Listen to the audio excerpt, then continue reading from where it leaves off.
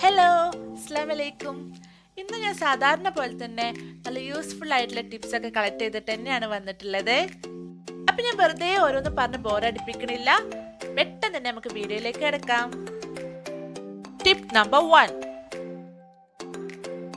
നമ്മളെല്ലാവരും ഇതുപോലത്തെ greater use ചെയ്യാറുണ്ടാവും. നമ്മൾ പല വെജിറ്റബിൾസ് ആയിക്കോട്ടെ, അതുപോലെ ചീസ്, അങ്ങനത്തെ കാര്യങ്ങളൊക്കെ ഇതിൽ ഗ്രേറ്റ് ചെയ്യാറുണ്ട്. ഗ്രേറ്റർ ഇങ്ങനെ എപ്പോഴും യൂസ് ചെയ്ത് കഴിഞ്ഞ് കുറച്ച് കാലം കഴിഞ്ഞാൽ ഇതിൻ്റെ മൂർച്ച പോവും. അപ്പം പിന്നെ നമുക്കിതിൽ ഗ്രേറ്റ് ചെയ്യാനും ബുദ്ധിമുട്ടാവും.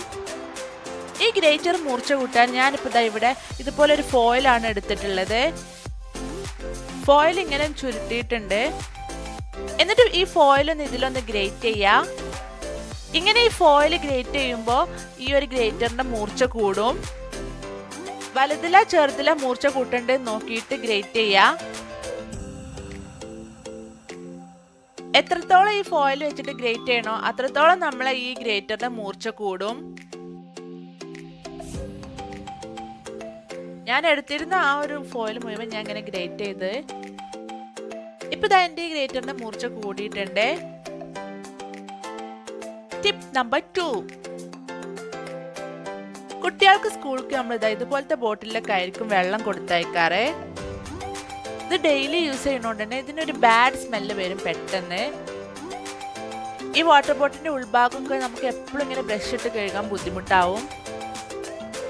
അതുകൊണ്ട് തന്നെ ഈ വാട്ടർ ബോട്ടിൽ കഴുകുമ്പോൾ ഇടയ്ക്ക് എന്ത് ചെയ്യാം, കുറച്ച് വാം വാട്ടർ ഒഴിച്ചു കൊടുക്കാം. ഈ ചെറു ചൂട് വെള്ളപ്പത്തിലേക്ക് ഒഴിച്ചിട്ടുണ്ട്. അതിലേക്ക് കുറച്ച് വിനാഗിരിയും കൂടെ ഒഴിച്ചു കൊടുക്കണം. എന്നിട്ടൊന്ന് അടച്ച് നല്ല പോലെ ഒന്ന് കുലുക്കി കൊടുക്കാം. ഇങ്ങനെ ചെയ്യുമ്പോൾ ഈ വാട്ടർ ബോട്ടിൽ എല്ലാ ബാഡ് സ്മെല്ലും പോയി കിട്ടും. എന്നിട്ട് സാധാ ബോട്ടിൽ കഴുകണ പോലെ കഴുകിയെടുക്കാം. കുട്ടികൾ സ്കൂൾക്കൊക്കെ കൊണ്ടുപോകുന്ന വാട്ടർ ബോട്ടിലാണെന്നുണ്ടെങ്കിൽ ഒരു ഒന്നരാടൊക്കെ ഇങ്ങനെ ചെയ്യണത് നല്ലതാണ്. ഇതുപോലെ ബോട്ടിൽ ക്ലീൻ ആക്കാനുള്ള ഒരു ടിപ്പ് ഞാൻ വേറെ വീഡിയോയിൽ പറഞ്ഞിട്ടുണ്ട്, മുമ്പത്തെ ഒരു വീഡിയോയിൽ. ആ വീഡിയോ കാണാത്തവരുണ്ടെന്നുണ്ടെങ്കിൽ ഒന്ന് പോയി കാണാം. Tip number 3. ഞാനിപ്പോ ഈ ഓറഞ്ച് വെച്ചിട്ട് നല്ലൊരു ഫ്രഷ് ഓറഞ്ച് ജ്യൂസ് ഉണ്ടാക്കാൻ പോവാണേ. പക്ഷെ ഞാൻ ഈ ഓറഞ്ച് ജ്യൂസ് ഉണ്ടാക്കാൻ പോണത് മിക്സിയിലൊന്നുമല്ല. അതുപോലെ തന്നെ ഈ ഓറഞ്ച് ജ്യൂസ് ഉണ്ടാക്കാൻ ഓറഞ്ചിന്റെ തൊലി ഒന്നും കളയണില്ല. ഞാൻ ഈ ഒരു വിസ്ക് വെച്ചിട്ടാണ് ഈ ഫ്രഷ് ഓറഞ്ച് ജ്യൂസ് ഉണ്ടാക്കാൻ പോണത്. അപ്പൊ എങ്ങനെയത് നോക്കിയാലോ. അതിനു വേണ്ടി ഞാനിതാ ഈ ഓറഞ്ച് ഇങ്ങനെ കട്ട് ചെയ്യുന്നുണ്ട്. ഇങ്ങനെ ഒന്ന് കട്ട് ചെയ്താൽ മാത്രം മതി. ഇനി ഞാനിതാ ഇതുപോലെ ഒരു ബൗൾ എടുത്തിട്ടുണ്ട്. എന്നിട്ട് ഒരു ഹാഫ് ഓറഞ്ച് എടുത്തിട്ട് വിസ്ക് കൊണ്ട് ഇതുപോലെ ഇങ്ങനെ തിരിച്ചിട്ട് നമ്മളെ ബൗളിലേക്ക് ആക്കുക. ഇങ്ങനെ വിസ്ക് കൊണ്ട് തിരിക്കുമ്പോ കണ്ടില്ലേ, നല്ല പോലെ ജ്യൂസ് നമുക്ക് പെട്ടെന്ന് തന്നെ കിട്ടുന്നുണ്ട്. ഇങ്ങനെ കിട്ടുന്ന ജ്യൂസ് നമുക്ക് വേണമെന്നുണ്ടെങ്കിൽ ഫ്രിഡ്ജിൽ എടുത്ത് വെക്കാം. നമുക്ക് ആവശ്യമുള്ള സമയത്ത് കുടിക്കും ചെയ്യാം. സാധാരണ നമുക്ക് അറിയാലോ, ഓറഞ്ച് ജ്യൂസ് അപ്പം തന്നെ കുടിച്ചിട്ടില്ലെങ്കിൽ പെട്ടെന്ന് തന്നെ കയ്പാവും.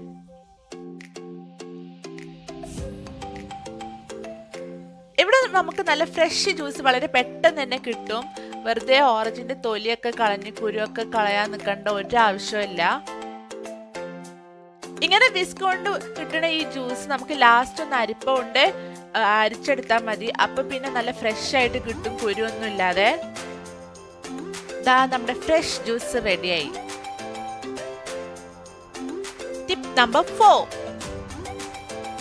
ഈ പീനട്ട് നമ്മൾ ഇടക്കൊക്കെ കഴിക്കാൻ വേണ്ടിയിട്ട് ടിന്നിലൊക്കെ ആക്കി വെച്ചിട്ടുണ്ടാവും. ചിലപ്പോൾ നമ്മൾ അതങ്ങനെ കഴിച്ചതിന് ശേഷം ചിലപ്പോൾ ആ ടിന്ന് ക്ലോസ് ചെയ്തൊക്കെ മറന്നു പോകും.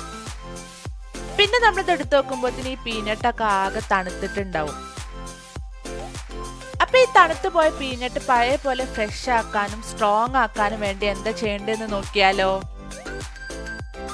അത് കാണിക്കാൻ വേണ്ടിയിട്ടാണ് ഞാൻ ആദ്യം തന്നെ ഇതുപോലെ ഒരു ബൗളിലേക്ക് ആക്കി വെച്ചിട്ടുള്ളത്. ഇതൊരു 20-30 സെക്കൻഡ്സ് ഓവനിൽ വെച്ചിട്ടൊന്ന് മൈക്രോവേവ് ചെയ്തെടുക്കാം. അതിൽ കൂടുതൽ നേരം വെക്കും ചെയ്യരുത്. ഇപ്പൊ 30 സെക്കൻഡ്സിന് ശേഷം ഞാൻ ഓവനിൽ നിന്ന് എടുത്തിട്ടുണ്ട്. പീനട്ട് പഴയ പോലെ ഫ്രഷും സ്ട്രോങ്ങും ആയിട്ടുണ്ട്. അപ്പൊ ഇനി തണുത്ത് പോയെന്ന് വിചാരിച്ച് കളയാൻ നിൽക്കണ്ട, ഇങ്ങനെ ചെയ്താൽ മതി. Tip number 5. ഞാനിവിടെ 2 ബീട്രൂട്ട് എടുത്തിട്ടുണ്ട്. ഈ ബീട്രൂട്ടിന്റെ കോലം കണ്ടില്ലേ, കുറച്ചൊന്ന് വാടികാണ്ട് ഒന്ന് ചുരുങ്ങി പോയിട്ടുണ്ട്. ഈ ചുരുങ്ങി പോയത് നമുക്കൊന്ന് ഫ്രഷ് ആക്കി എടുത്താലോ. അതിനു വേണ്ടി ഞാനിതാ ഈ 2 ബീട്രൂട്ടും ഇതുപോലെ വലിയൊരു ബൗളിലേക്ക് വെക്കുന്നുണ്ട്. എന്നിട്ട് അതിലേക്ക് ബീട്രൂട്ട് മുങ്ങണ അത്ര വെള്ളം ഒഴിച്ചു കൊടുക്കാം. പിന്നെ ആ വെള്ളത്തിക്ക് കുറച്ച് ഐസും കൂടെ ഇട്ട് കൊടുക്കാം. എന്നിട്ട് അതൊന്ന് നല്ലപോലെ ഒന്ന് ഇളക്കിയിട്ട് ഒരു 15 മിനിറ്റ് നമുക്ക് ഇതിങ്ങനെ വെക്കാം.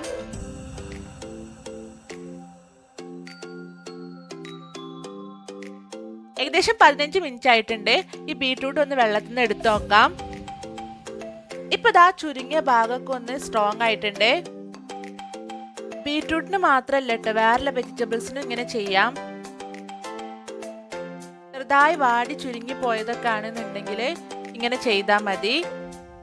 ഇപ്പൊ ഇങ്ങനെ ചെയ്ത ബീട്രൂട്ട് നമ്മൾ കട്ട് ചെയ്യുമ്പോൾ ആ ഒരു ഡിഫറൻസ് നമുക്ക് ശരിക്കും മനസ്സിലാവും.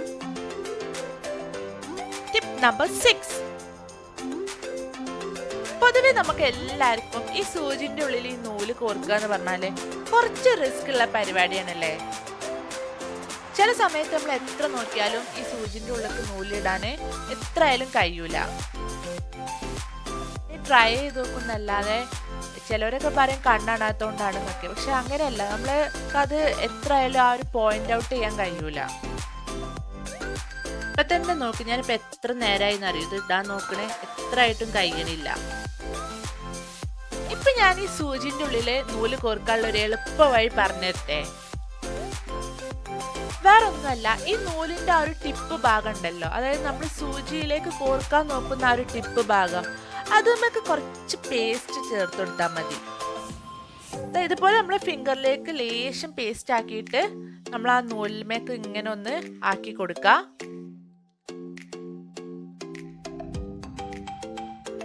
സൂചിമക്ക് ഇടാല്ല, നൂലിന്റെ ആ ടിപ്പ് ഭാഗം മാത്രം ആക്കിയാൽ മതിയേ. അങ്ങനെ ആക്കിയതിനു ശേഷം ഞാനിപ്പോ ഇതാ സൂചിമക്ക് ഒന്ന് കോർക്കാൻ വേണ്ടി നോക്കുകയാണേ. ഇപ്പൊ കണ്ടില്ലേ, വളരെ പെട്ടെന്ന് തന്നെ എനിക്ക് കോർക്കാൻ പറ്റി. കുറെ നേരം ഇതിമ ഇങ്ങനെ നിൽക്കേണ്ട ഒരാവശ്യം വന്നില്ല. നല്ല യൂസ്ഫുൾ ആയിട്ടുള്ള ടിപ്പാണിത്.